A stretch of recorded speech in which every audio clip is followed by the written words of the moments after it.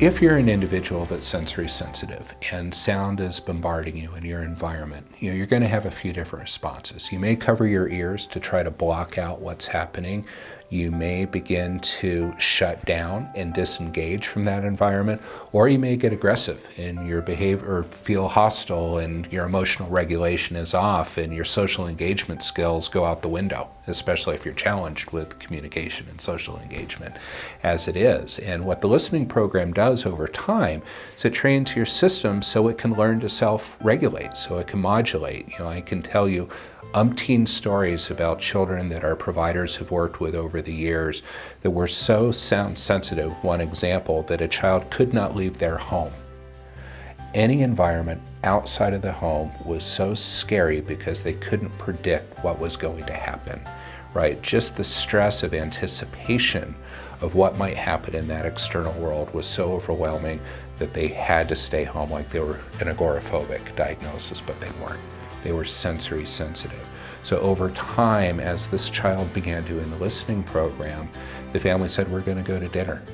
And they didn't even think about that act. They hadn't gone to dinner.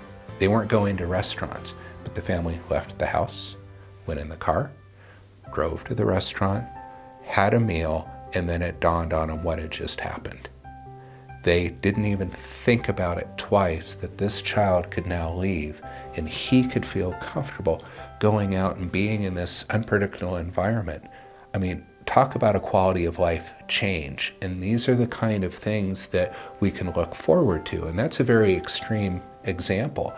But, I can think in one of my three children, one of my three boys, was diagnosed as having a sensory processing disorder. Actually as being oppositionally defiant.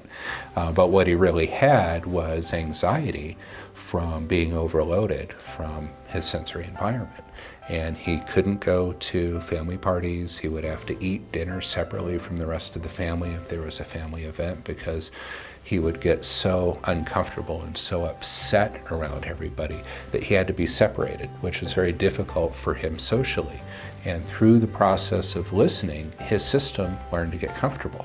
And he really became one of the most socially engaged people you'll know in theater and in the choir, and very successful in his life now as a college student.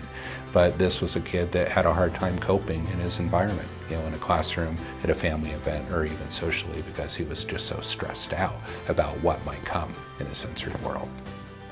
So in effect, when kids are having sensory overload, what the listening does is it gives them a tool. And it's not a tool they have to consciously use. It's just there. Their brain learns to self-regulate, to take its foot off the accelerator and put on the brake and be in a calm, comfortable place.